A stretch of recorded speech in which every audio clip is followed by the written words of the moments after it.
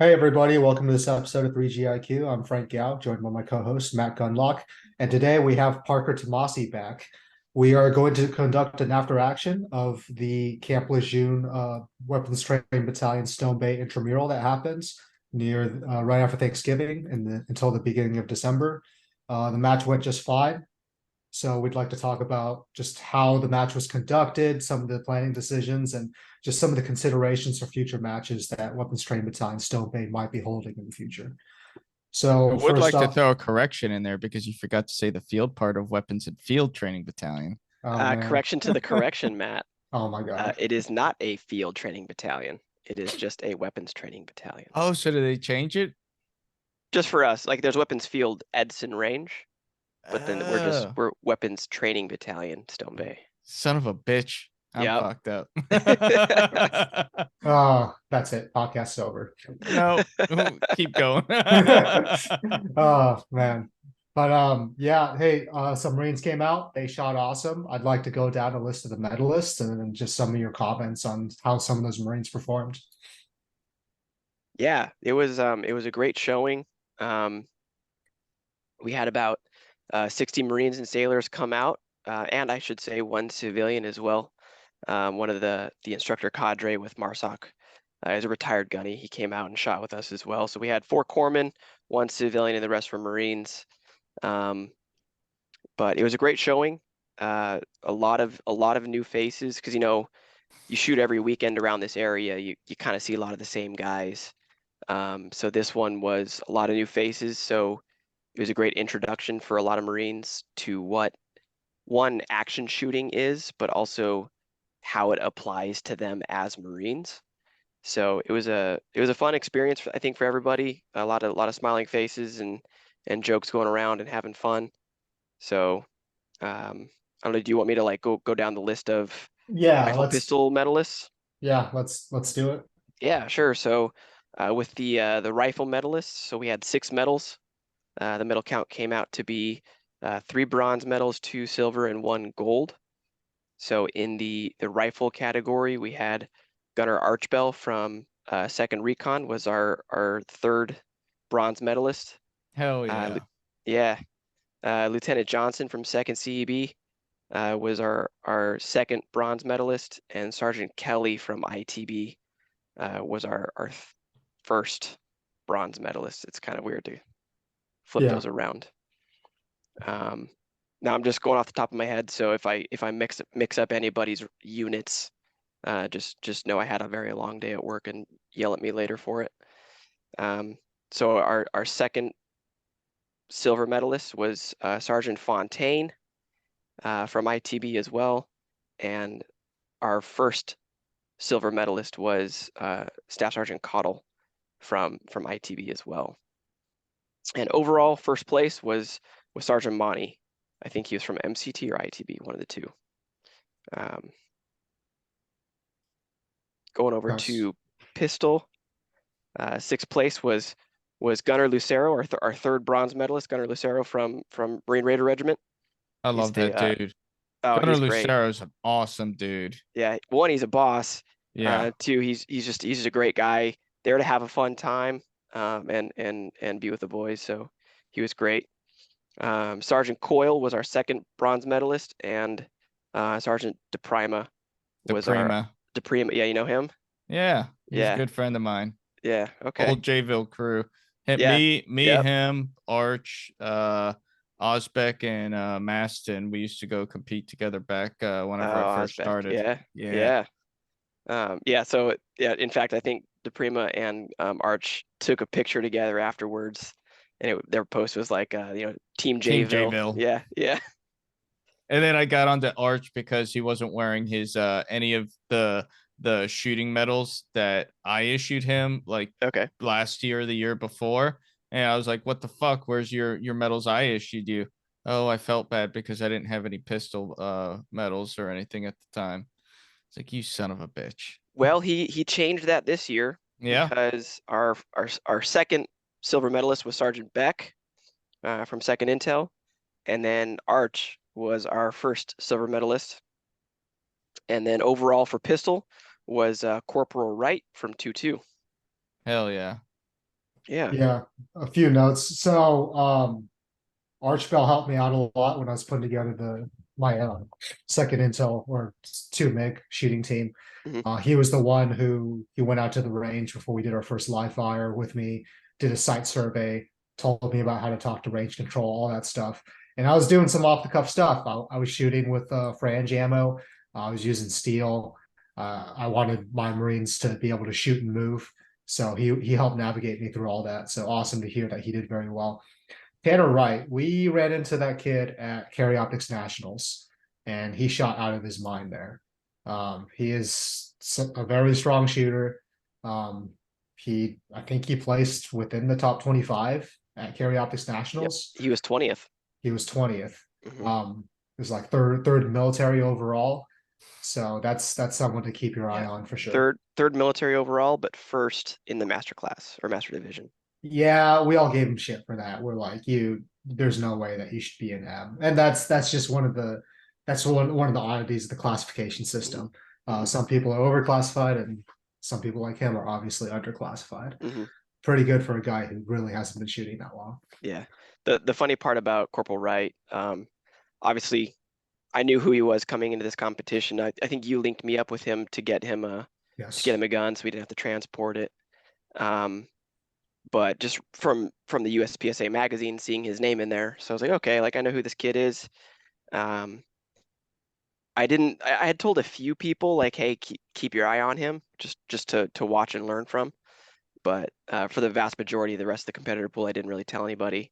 And day one, when the first action stage, they saw him and they were just like, oh, like I think the average time for one of our practice stages was 30 seconds was the average time, and he blew it away at like 12 seconds. Yeah. Jesus Christ. Makes Yeah. sense. Hey, shooting team, keep your eye out. They are aware that he exists. But so we have a tendency to focus purely on the medalists.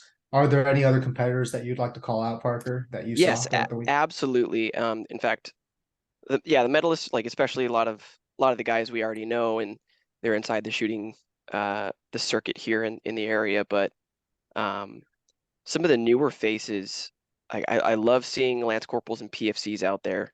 PFC Sego from Second CB, Corporal Cox. These guys were young Marines. This is their first exposure to this kind of shooting, and placing 13th and 14th respectively in rifle. Let's see, for pistol. Goodness, yeah, Cox again, 18th. Corporal Sprague, one of my own. Corporal Sprague is a weapons training battalion Marine, as well as Corporal Turpak. Again, their first competition like this. Turpak placed 12th and Sprague placed 19th.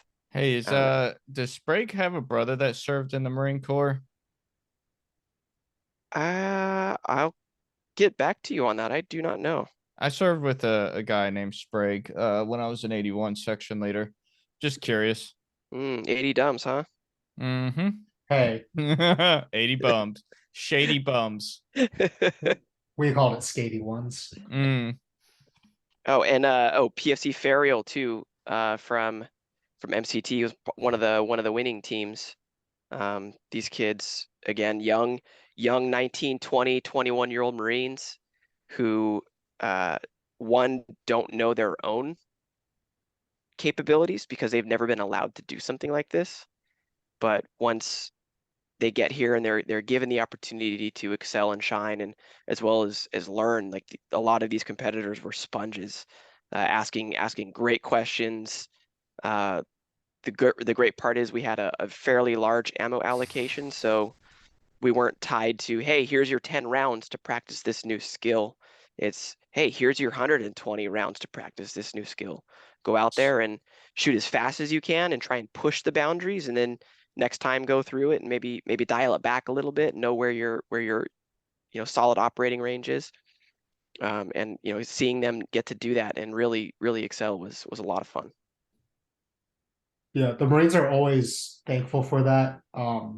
What you'll hear is they'll say we never get a chance to practice because the qualifications are it's always tailored. And you guys have a lot going on in that week that you have to qual the Marines. They Mhm, just got to get them through. mhm. But yeah, that's great. I'd like to thank you for putting that on because you gave them that exposure, and hopefully we hear a lot of these same names in March after McEast. Yeah, I definitely hope to see a lot of the same faces out there. Another notable mention, like I said earlier in the podcast, we had 4 corpsmen come out. 2 of them specifically were TAC drivers. Doc Nasuda from Raider Regiment. He placed 8th in pistol, so he was just outside the medal bracket. And Doc, let me find his name, Burkett. I think Burkett I can't remember what unit he was from, but watching him, he's one of those people that you see the new guys and they look a little uncomfortable and awkward in their movements.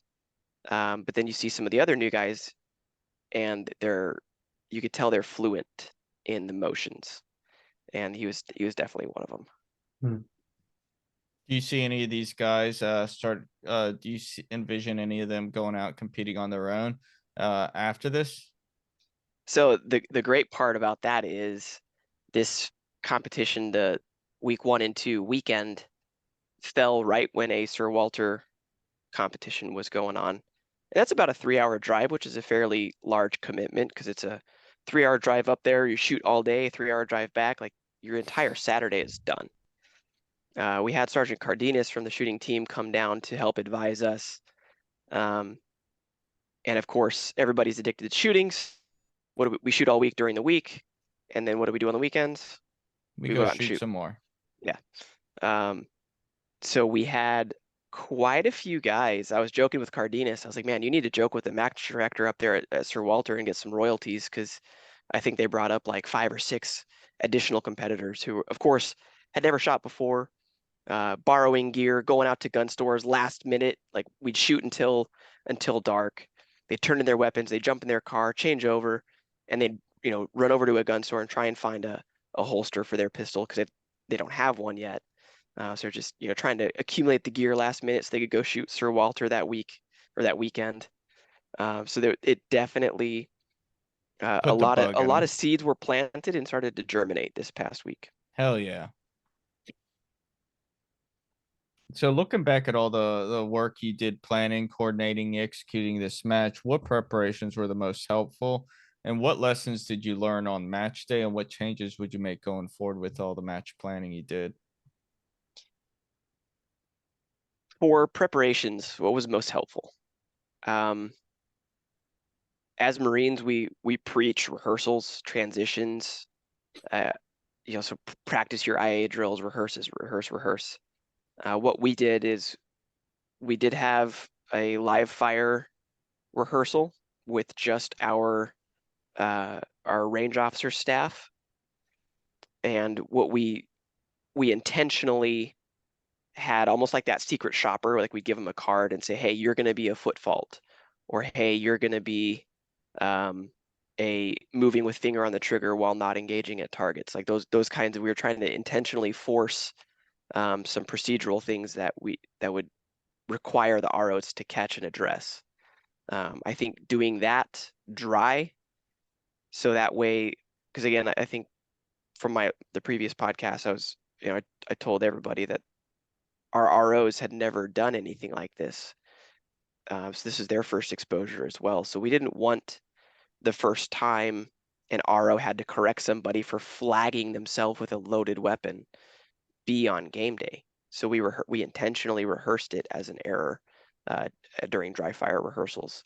I think we went into some live fire rehearsals later that day, but I think that was extremely beneficial. But being extremely deliberate with our range staff and knowing where our deficiencies lied, and addressing those and focusing most of our planning efforts on those deficiencies, I think that really helped keep the match going smoothly.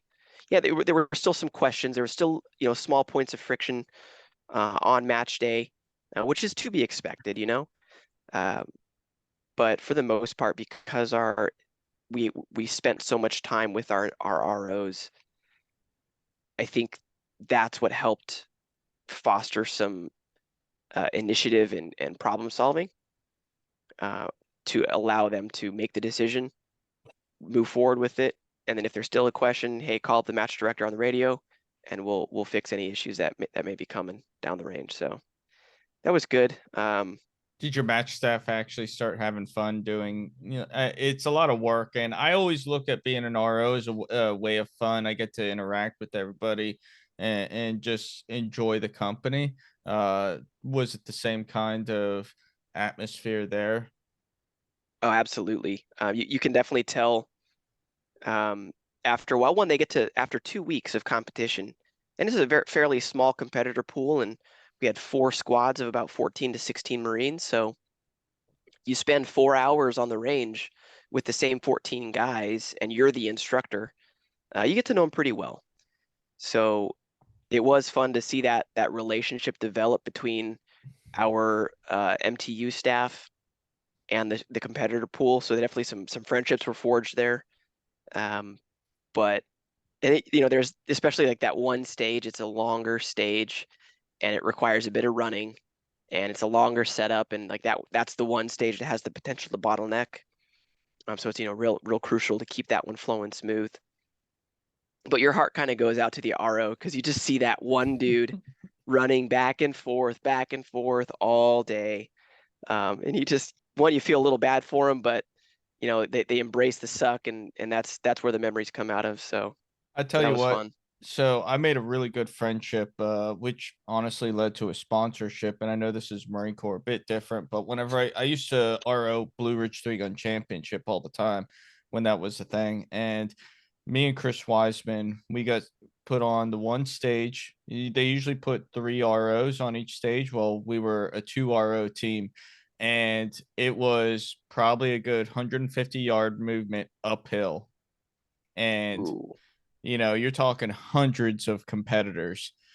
And so, it sucked, but at the same time, it was a good time because like when reset was done, you were just walking down that hill and, I don't remember which squad it was, but it was one that Nick Collier from Double Star Rifles was on. And like him and I would just walk down the hill the entire time together and just kind of really forged a really solid relationship. And now it's kind of led to working together. I'm sponsored by the company, and you never know what may happen. Yeah, Things absolutely. happen, friendships occur, and you meet some of the best people in the sport. I've always said that. Yeah, that's one thing that always drew me to the shooting sports was show up to any match across the country and you'll see brand new guys, elite level sponsored shooters, and there's not a single rivalry between anybody. And sure, there's like the friendly competitive rivalries, but there's also like when I shot the Warrior games, I showed up and I had just put a new flared magwell on my pistol, and I had the opportunity to run it and put a couple mags through it to make sure everything worked together, and it worked fine in practice.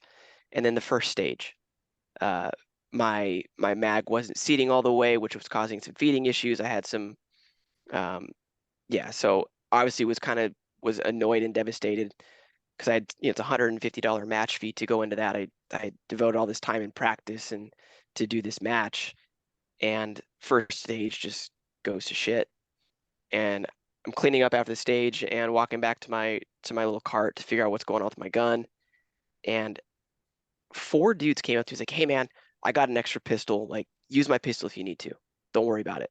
And like these are guys I'm competing against, but they're so willing to help out other competitors. Mm-hmm. Just because we're all there to have a fun time. Like who doesn't have a fun time shooting guns? Yeah. I mean, shoot, same thing happened to me. Very first match I ever went to had a FNSLP Mark II shotgun, and thing went for the longest time. That was a single shot shotgun.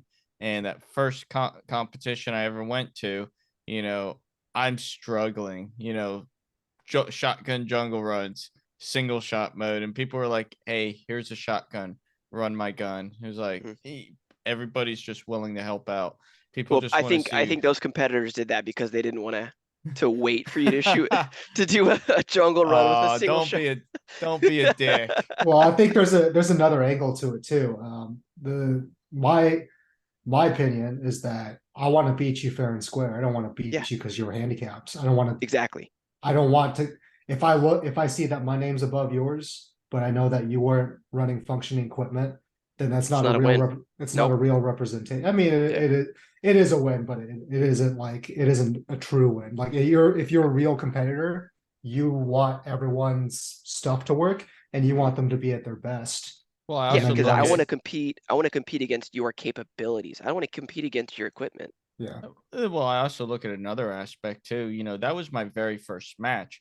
So they wanted me to have a good experience. Yes, They because they wanted wanted you to, to come Part of it back. too. yes. Yeah. And you know, no matter what, I kept coming back. I mean, look at where I'm at now. You know, Yeah. that was 2014, it's 2022, 8 years later, you know. I would be hard pressed to learn that. I bet if someone's interested in shooting but doesn't own a gun, doesn't own a single piece of gear, they could just show up to a match Okay. with just the clothes on their back, and I guarantee you they'll be able to shoot that match because the competitors there will see it and just pitch in and be like, "Hey man, here, shoot, I bring 2 guns. I always have a backup. So yeah, here, grab my extra gun. You can use it all day. I don't care." Yep. But yeah. Yeah. The other part of the question, we talked a Oh, little bit about yeah. your preparations. But yeah, what lessons did you guys learn that you're going to implement during future matches? Ooh, so that's a long list. This was our first action shooting competition that we've hosted, aside from MIC, but when we do the MIC, the shooting team is there, and it's kind of, we're not gonna say it's their show, but it's our venue, but they're the SMEs for it, so we kind of let them run that side of it. Yeah. So this was our first time being the SMEs. So a lot of lessons learned. For the most part, all of the small friction points were able to be solved on the spot with a little bit of ingenuity or some outside the box thinking. Especially, well, here in North Carolina, it's fairly humid, and we get some inclement weather can roll in fairly quick. So we tried to pre-stage as much as possible. But one thing that we learned quickly was don't pre-stage your cardboard overnight. And if you do, bag it, bag yeah, it. if you do, bag it. Yes. That was a quick and easy one. For the competitor pool, we tried to keep them as informed as possible, and I did have to rely heavily on the competitors who have experience. So the Archbells, the Kellys, the Becks, the Welches, those guys who've been around for a little bit, and this isn't their first match. Because those competitors with the novel questions, because they've never experienced this before, it's easy for us as experienced guys to not have to think about that, just because it's become muscle memory through years and years of competing. So you kind of forget to look through the match and the preparation through someone with no experience. So that was definitely something that we needed to get better at, was just informing our shooters of, what gear is good, what gear is not, how to show up with what gear and when. The rotation of the match, it can seem confusing when you don't quite understand the squatting and the rotations and things like that. So I think that the preparation and informing the competitor would be a big one. One good thing, I don't know if you implemented it there, but Practice Score does have an email feature to where you can just type everything in there and then send mass emails out to all the competitors. Yes, definitely did use that. And I am trying to streamline these kinds of events, because the Marine Corps and maybe just the DoD as a whole has a good habit of overcomplicating things Mm-hmm. when it really Yes. doesn't have to be that hard. It's, hey, practice corps is designed for people to travel the country and show up to matches.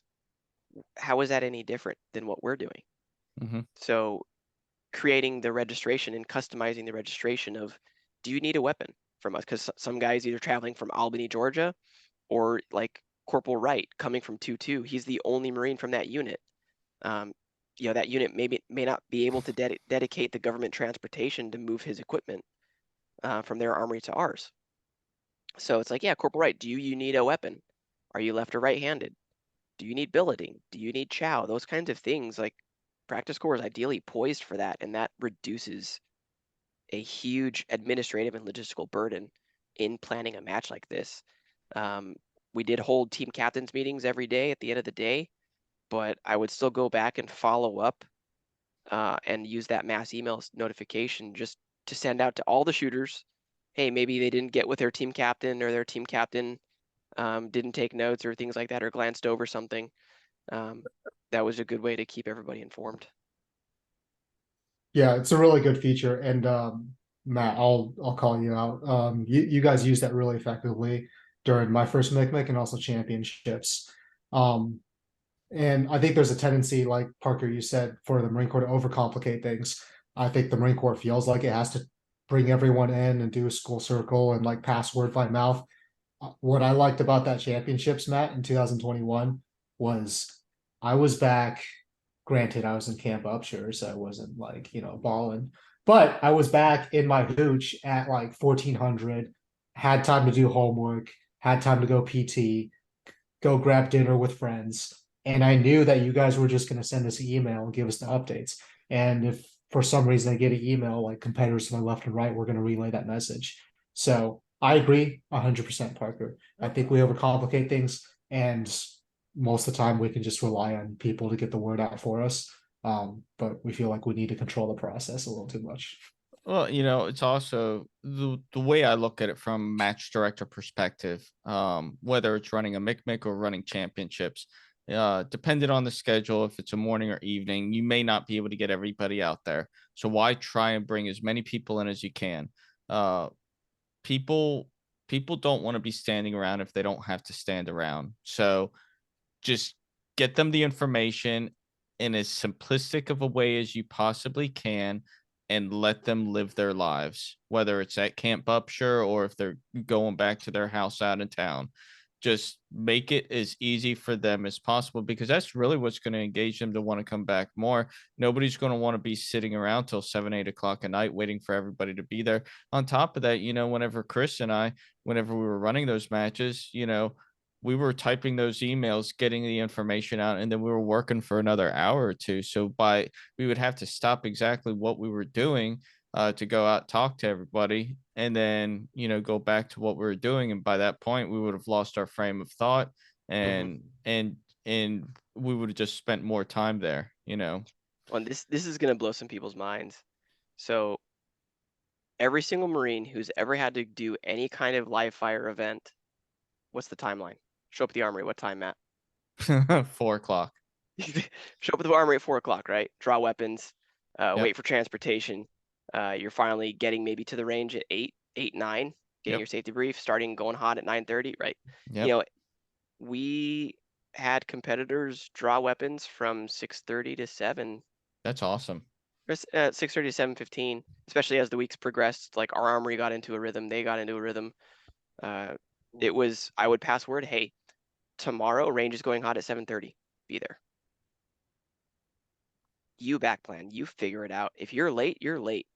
Like It's I'm teaching not you to going be to an hold your adult. hand. Yeah, these are big boy rules. If you want to be here, if you want to compete, if you want to learn and apply yourself to these new skills that we've dedicated ourselves in teaching you, you're going to be there. I don't need to hold your hand and ensure that, hey, did you wake up today? Hey, did you make it to the armory on time at fucking 4:30 in the morning? Is everybody ready? Like, are we going to make movement as a unit from the armory to the range and ensure that everybody's there? It's like, no, we're gonna take role. I mean, obviously we still took accountability every day, just Mhm. Don't people freak out about that. We absolutely took accountability every single day. But it was, everybody has things happen. We had a competitor get into an accident. We had another competitor pop for orders, to OCONUS orders, and had to do his overnight or his overseas medical screening within 8 days. Like, there are things that happen. We're going to cater, or not cater, We're gonna work with the we're going to work with individual. you. Exactly. And I'm not going to hamstring your career just because you're in this competition. And I'm not going to hamstring the competitors just because you pop for orders to Cuba. So we're going to work with you. Yeah, did I do numerous team captains meetings every single day because not every single range finished at the same time? Yeah. Was it an inconvenience, like you said, like you're working on whatever it is and have to go stop and walk down to the ranges to do a team captains meeting, come back, get working again, another team captains meeting? Yeah, I did do numerous teams captains meeting, but if that if that gave the competitors a more pleasurable experience because they're not sitting around waiting on the range for hours doing nothing, like that's my biggest pet peeve, is sitting around doing nothing where I could have been applying myself to either bettering myself, bettering my Marines, accomplishing something for my boss or for my unit. Like if I can do something that'll foster that and make things a little bit more efficient so that they can go back to their unit and get some more work done, like, yeah. Well, I also look at everything that you just did here in these past couple weeks. It's kind of a dry run for McMickeys, and even like you said, it's not necessarily your show that you're running at East, but you're facilitating everything for the Marine Corps shooting team. So it gives you a better perspective and a better view, and it allows you to advise them, hey, this is what we did. This is what we noticed that works.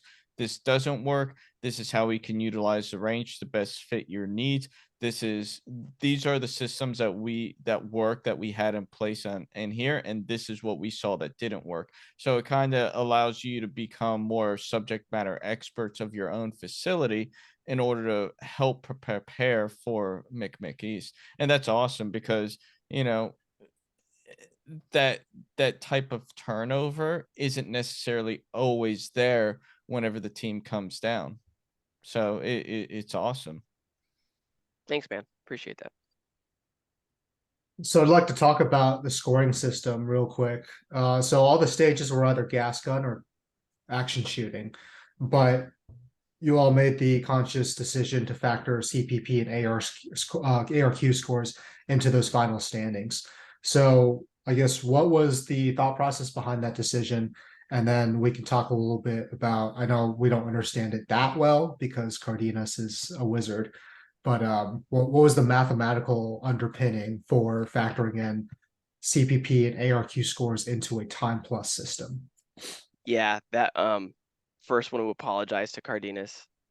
I'm the product of Albuquerque public school system. Math is not my forte.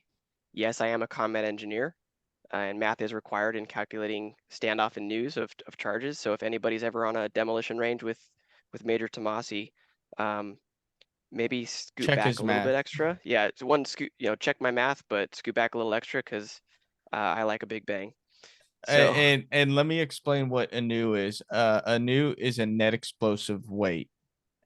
Basically how many pounds of explosive you are blowing up at that point in time. yes, What's what's the when in max doubt, double for it. what's what's the max for Camp Lejeune? 10? No, I think there's, shoot, I don't know. I think the G10 you can do about up to 40. Oh, nice. We can do, we have 40 pound crating charges that we can shoot on Camp Lejeune. Okay. Nice. But yeah, back to the scoring system. So yes, implement the whole match was time plus. That was deliberate because one, we were limited in the instructor knowledge. So our ROs and scorers had never heard of hit factor. And we also didn't have tablets. We ordered them this week, but IT waivers and things like that, which was expected. So we knew going into this match that we wouldn't have the equipment to be able to do a hit factor scoring. So we did do time plus, but we only were going to do 1 day of individual action competition, which meant we only had time to do 2 pistol stages and 2 rifle stages. And I didn't want the medalists and winners to be decided off of 2 good stages. I wanted to incorporate a third known factor, one that Marines are comfortable with because most Marines have shot CPP, everybody shot ARQ. So I wanted to give the competitors something that they were familiar with. I'm also having those scores, making them care about that portion of the score did help because those 2 scores are tied to pay and promotions. So giving the competitors a little bit of an extra incentive to do well in that portion, I think was beneficial. But yeah, that gave us the additional challenge of how do you turn an ARQ score into time? 43 and 3, that's a fraction. That's confusing to me. CPP was a little bit easier, but actually, at the end of the day, ARQ is actually easier to convert to time thanks to Cardenas. But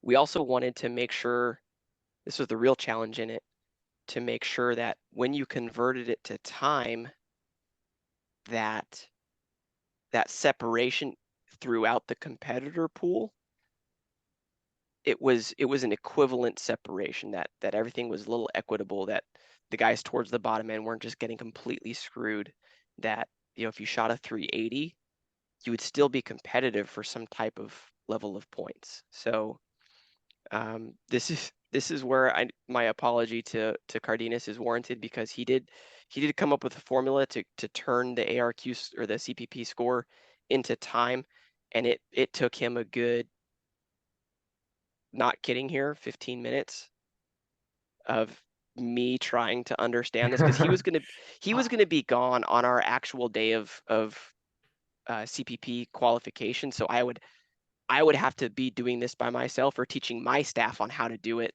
So Josh wasn't going to be there to hold our hands. So I really had to make sure I understood it. So I described it to Matt. Basically, what he did was he created a curve like for the scores on the CPP and ARQ, and then applied a conversion on that curve into time plus, or just straight up like time. And then that was then calculated together with the other courses. Is that more or less accurate? Yeah, that, and obviously taking the top score being the constant. Well, we dividing the score by a constant of 4. So 400 is the maximum allowable points for CPP. So we're not dealing with, you know, a couple hundred of seconds. It's divided by 4, and then for every point that competitor is off of the highest possible score, they incur a 0.01 factor in that formula. So if the highest score was a 400 and somebody shot a 399, you take that 399 divided by 4 to just kind of reduce that number down a little bit, multiplied by 0.41. And 398 was 0.42. 397 is 0.43. And that's how we got our separation, keeping it in the hundredths of seconds. So, you know, 0.01, 0.02. I think that helped keep the competitor pool tight, and not ensuring that someone who shot a 398 was leaps and bounds above somebody who shot a 396, which is still a very competitive score. So that was a challenge, and I would love to take credit for coming up with that, but alas, I did not. That was all Sergeant Cardenas. And I'm confused already, but that's Yeah. not hard to do. Yep. And it's like, and we came up with a very similar scoring system for ARQ. The challenge being 43 and 3. Well, what if you shot a 43 and 2? It's 43 and 43. That should still be competitive, right? But you only got the 2 destroys versus the 3 destroys. So for every destroy that you did not get in that second portion of the equation was an automatic 10-second penalty. Hmm. So if you shot a 43 and 2 plus 10 seconds beyond the time, whatever it came out to be. If you shot a 43 and 1, it's plus 20 seconds. Again, that kept the scores from kind of running away. Those guys who shot a 48 and a 47, those who shot a 43 were still very close inside that competitor pool. So it was challenging. Yeah, Very yeah, hard. for sure. Do you think you'll tweak that formula for future matches?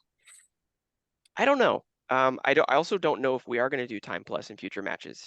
I Like I said, suggest time plus points. That's just me. I like time plus points or hit factor. yeah, I like hit factor. And I like hit factor because it gives you good accurate assessment of your speed and accuracy. But I also like time plus because it's consistent. You can, obviously whenever you're running shorter stages, or not as many stages, every stage counts. But in a bigger stage match, one stage is not going to decide the outcome. Whereas with time plus, you have one bad stage where you take a lot, where you're over or below average in your abilities and you run the clock down, your whole match is shot just because it's time plus. And and that's happened to me. Maybe I'm just, partial to it because I've fucked it up before. But I think you could do a lot more with time plus or hit factor scoring. Yeah, I think we've all been there where you're going to war with that one target and you've been shooting pretty good all day. And in the back of the mind, you're doing a reload that was unnecessary because you wasted too many rounds at that one target. So you're just like, well, there goes my match. Yep. Yeah, that's fun. So what changes? So from stage design to match being on, or stages being on the ground, to whenever they were on the ground looking at everything, how many variations did you see, from whenever you had the stage designs to putting it on the ground?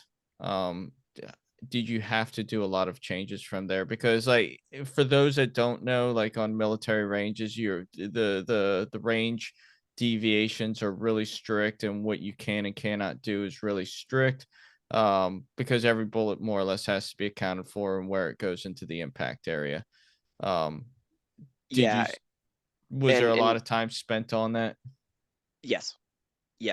That was very hard because you can put something on paper and it looks good, and you think you're obscuring this array of targets over here, and you think you're creating the flow and pushing shooters in one direction, and that this setup is well within the SDZ, and then you go set it up, and that is not the case.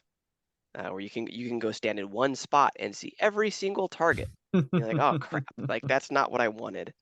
And one thing I was very, very deliberate and conscious about in the stage design was I did not want to bait anybody in Into a creating trap. unsafe. I didn't want to bait them into a trap, but also in creating unsafe conditions. I didn't want to bait anybody to possibly even think about engaging a target that's outside of that SDZ. And would that create an additional challenge? Because like you said, Matt, military ranges, especially on Stone Bay, we don't have sidewall berms. So all of those rounds going down range have to go forward and not laterally. So it's not even a 180. It's kind of, at an obtuse angle. So that was very difficult. But luckily, I had a Marine who was absolutely on top of everything. This was his first major match that he had hosted as well. He helps out at one of the local ranges here, but had not really designed a set of stages or courses of fire to be included in a large match like this. So it was still a learning curve for him. But being a good NCO, being a good sergeant, would have his guys go out the day before or the evening before and set up the stage. Like, yeah, we're going to tear it down right afterwards. And the Marines probably didn't like that. But what I guarantee you, they would have not liked even more was setting it up and then having to make adjustments and set up again and make another adjustment and set it up again, all on game day when the competitors are waiting for them. So he did his due diligence as a small unit leader and set everything up and conducted rehearsals the day prior. And we did have to make a couple of adjustments, especially when you think a wall is going to prevent a shooter from engaging a certain set of targets, but it forces them either too far outside of the SDZ or that wall is completely useless and there's no point in dragging out the massive concrete buckets to set up the wall. That's not going to really do anything. So we did have to do a little bit of that, but I think going forward, now that we've done it some, I think our stage design is only going to get better from here on out, because it's one of those, it's an art. It's definitely an art that the more you do it, the better you're going to get. So haven't created a Mona Lisa yet in stage design, but I think it's coming. Very cool, man. Yeah, just from the pictures I saw, I was like, wow, those look pretty legit. But I was also in the room when you guys were tabulating scores, and you had to talk with your CEO about hosting more matches on Stone Bay ranges. How do you envision that taking off? I know you just did it intramural, so you probably needed some time to gestate before that, gets off the rails or gets launched. But how do you envision that taking off, and what's your overall goal for potentially having matches during your time at ops as an OPSO weapons training battalion? Yeah, it was a lot of work, yeah, and I'm kind of tired from it. I slept for 12 hours on Saturday. That's also because of my hunting addiction on top of things, so that's my own fault. But honestly, man, like, I love this stuff. If I got to go out and set up another couple day match next week, I would do it again. One, it's fun, but where I really get the satisfaction is exposing young Marines to this and having them understand how this applies to them and their immediate ability to survive combat and increase their own lethality. That's what it all boils down to for me. So that's kind of my driving factor behind it all. I would like kind of my end ideal end state for the battalion is, because I think one of the questions you heard him say was, it's like, hey man, how often can we do this? Like, yeah, like hosting a 2-week competition like this, maybe once or twice a year. But what's to prevent us from Doing it once a month. doing it once a week on Fridays? We're just gonna have this one range set up, and it's not gonna be multiple stages, but why can't we have one range dedicated? It might rotate, so it's a different range every week, but what's to say we don't have that range set up and have a stage where our own shooting team, or a base shooting team, or other Marines can come and explore options and learn some new techniques. And like, yeah, we'll do our due diligence to make sure that we do that safely, because that's first and foremost. And they'll, we'll give them the classes, and they'll do dry runs beforehand. We'll make sure that everybody's comfortable. But the beautiful thing about these kind of competitions, it's a 1-to-1 PSO to shooter ratio. It's a very controlled environment, and it's a creative environment where learning can occur. So I have 8 ranges dedicated to Stone Bay.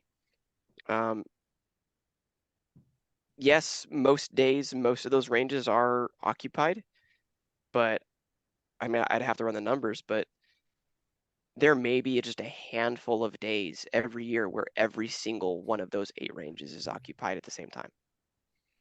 So yeah, why can't we on Friday afternoons, when most Marines are getting off at 1300, 1400 to go home, why can't we have our range set up at 1400? And it's like, hey, come get your personal weapon, and we'll have a course of fire set up, or we'll have some kind of skill building exercise for you. And you just show up to Stone Bay and you receive your safety brief at 15:30, and you shoot for a couple hours and you go home. Why not? Why can't we do that? I would absolutely walk away from this job satisfied if I'm able to achieve that. Hey, I got a So question. Do you guys is Stone Bay authorized for marathon targets yet? 8 out of 8 can support marathon target or teammates. We have to call it teammates. Oh, okay. Yeah, Teammates. yeah, yeah. The reason why I ask is like that'd be awesome to set up a stage that's nothing but teammates marathon. Well, I'm and not we in the Marine Corps. I'll call it yeah. marathon.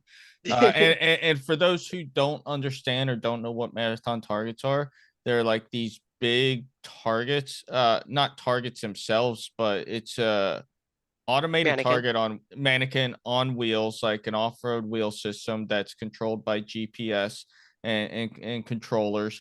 And you can essentially set these targets up to do the same thing over and over, move from point A to point B, or after so many shots, kills on that body, the target goes down and it stops. You can have it rush you, you can have it run away from you, you could do so many different things, and they're a great training aid that the Marine Corps just started utilizing about 2 years ago.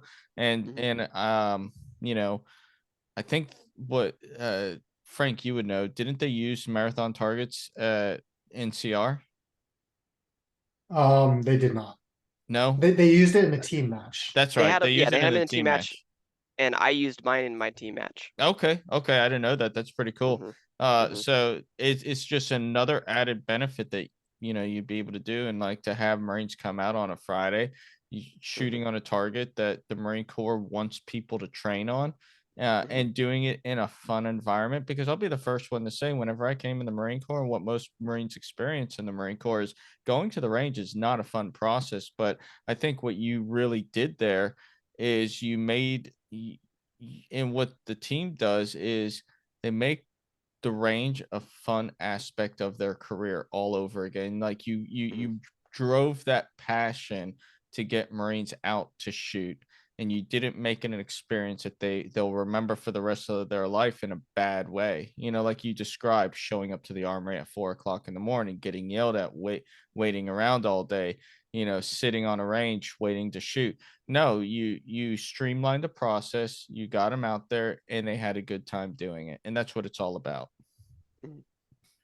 Yeah, that's kind of the impetus behind everything that we've been doing. And this isn't when you say it's It's a no, team effort. Like, you have a team, absolutely. and The that's what I go was ahead. gonna bring up next. Like, Yeah.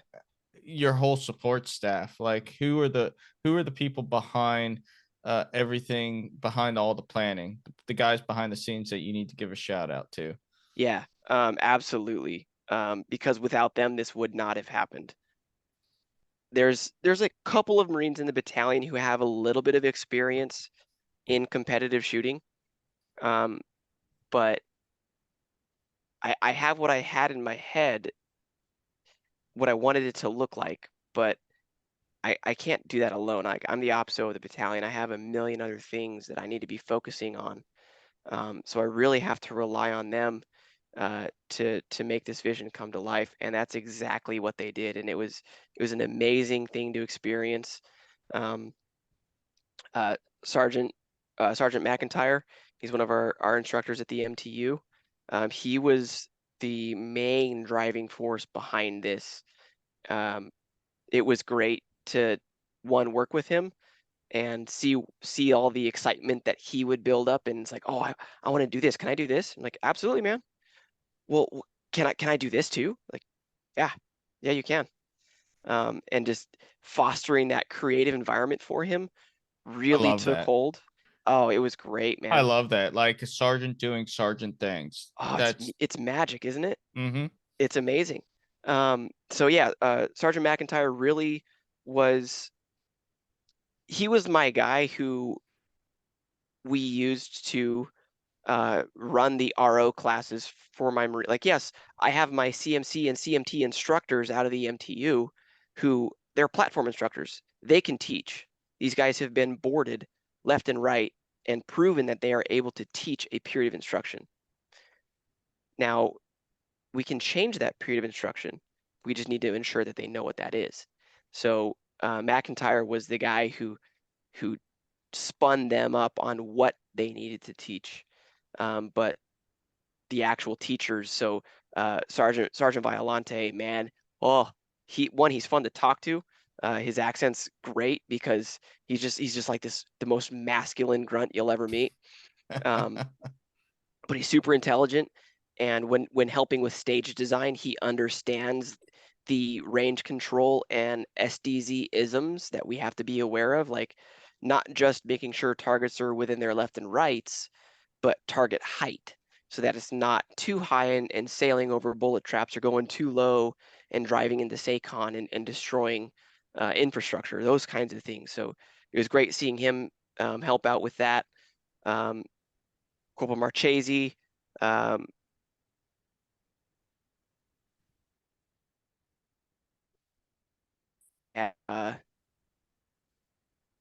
Sergeant Absalon, like these guys, all NCOs, and they were all the Sergeant Waters. Shoot, what are the other names? Like I'm so excited right now because these Marines were the ones who went forward. We gave them commander's intent, we gave them the vision, but really when we gave them that vision, it was blurry. And they're the ones who came together and decided what the crispness of that vision should look like. And that gave them buy-in in the execution and gave them a vested interest in the success of that event. That's what I love about like junior Marines. Like, we as senior leaders, or you guys now as senior leaders, you guys are really good at the wave top planning and the conceptual planning, and like saying, hey, this is my vision. This is what I would like to see come out of it. But they know how to just really do that detailed planning from, and just the back planning and say, hey, this is how we're going to do it. This is what we're going to do. And this is going to be the true vision. This is going to be, like you said, that crisp vision of what it looks like on the ground. And that's awesome. Yeah, the what's in the house. Like, I think I'm a bit of a history nerd, but one of my favorite quotes from Winston Churchill, one, he's got some hilarious ones, but the one I think that's most applicable to us even now is, for senior leaders, is don't tell Marines how to get something done. Tell them what needs to get done, Mm-hmm. and let them surprise you with their ingenuity in coming up with the how. Nobody likes a micromanager. No, not at No. all. And sometimes it's necessary when they're screwing up. It's like, yeah, I'm going to micromanage you when you can't even tie your own shoes. But at the end of the day, when this large picture needs to come together, and you have a viable and important role in making that happen, I'm just going to tell you the what. You come up with the how. Mm-hmm. And I pulled them all in after the competition, just my range staff, and these guys have been working for month and a half, and day and night, while still hosting CMC and CMT courses. So these guys are still going out and they're still teaching students. And when they're done for the day, they're coming and staying later to do some extra classes, so they can learn these new skills. And I pulled them all in, and they were all in the room together. And I said, hey guys, like, look around. Where's the staff and COs? They're not here. This whole match was put on by NCOs and junior Marines. That's fucking awesome. Yeah, like, so yes, we had the OICs and RSOs Mm-hmm. for that safety control, but those were all FAPs because we don't have the infrastructure inside our battalion. We don't have the organic infrastructure to be able to have all of our ARQ ranges hot at the same time and have all of our other ranges hot provided by organic support. So we had to get some FAPs from the fleet. So all of the RSOs and OICs were FAPs. Everybody else running the range, teaching the classes, running the competitors, doing the scoring, doing the range setup, doing the teardown, doing the rehearsals, doing everything. NCOs and junior Marines, man. Hell It yeah. was beautiful. It was beautiful. That's good to hear. Yeah. So I think they came out of it. I know a bunch of them were a little, not, I wouldn't say disheartened, but they wanted to shoot. They wanted to compete. They were exposed to that. They're like, oh my gosh, this looks like fun. I want to do this now too. But every single one of them, I think, walked out of there a little bit more empowered to actually hold that NCO rank. So it's good. And I love hearing that because, I think throughout my career, you hear like, oh, they're taking away our power. They say, oh, you need to empower your NCOs. You need to empower your NCOs. But a lot of people don't necessarily know how to empower their NCOs. They're used to the micromanagement, and I'm going back early in my career, but like you kind of described it right there. Hey, like this is the vision. This is what I want to accomplish. Like let's get it done, and they just run with it. And that's you.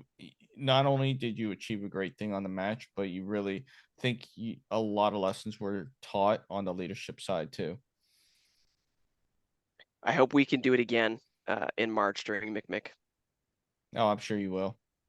Yep. And then so my measure of success is it repeatable?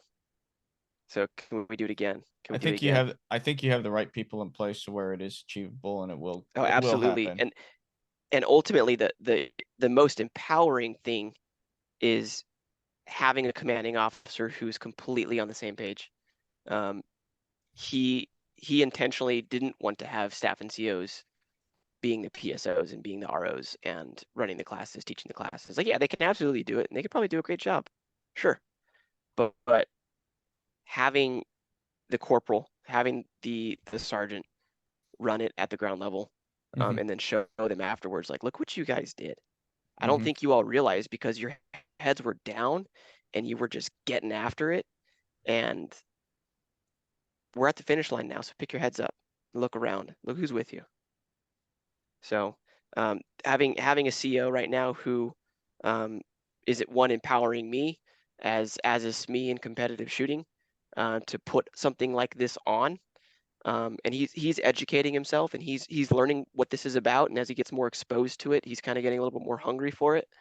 The cool thing was we were doing some live fire rehearsals, and I'd take him out to the range. Hey, sir, you want to go walk ranges? And we'd walk and, hey, can I jump in? Can I shoot? Yeah, absolutely, sir. Like here's a pistol, here's some rounds, here's a safety brief. Go get it. And then that was during the live fire rehearsals, and then actual competition days, we'd walk around and again, like shooters would break for chow in the middle of the day, and it was about 11:30 when we were walking around. He's like, hey, nobody's walking or nobody's shooting. They're on break for chow. Like, can I shoot? Yeah, absolutely. So again, give him a pistol. He does a course of fire, and he's like, I can do better. Can I shoot it again? And so I'm seeing that hunger and that thirst to like I want to do this some more because there's some real relevance in this. Mhm. I'm seeing that in my commander now, which is awesome.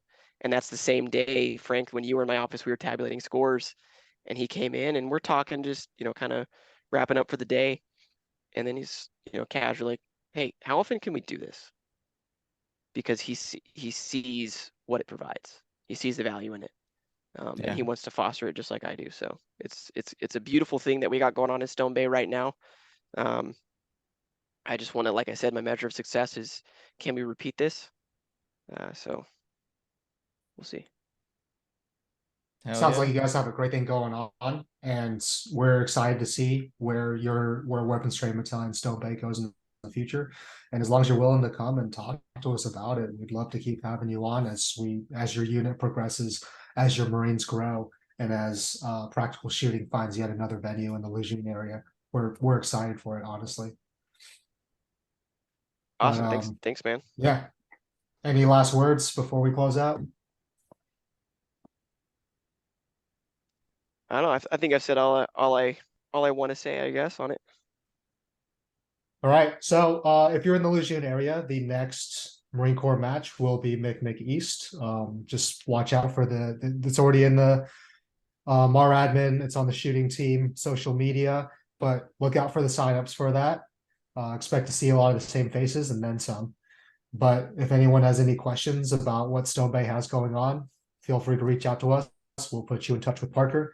Hope you enjoyed this episode and let us know how we're doing. Appreciate your time.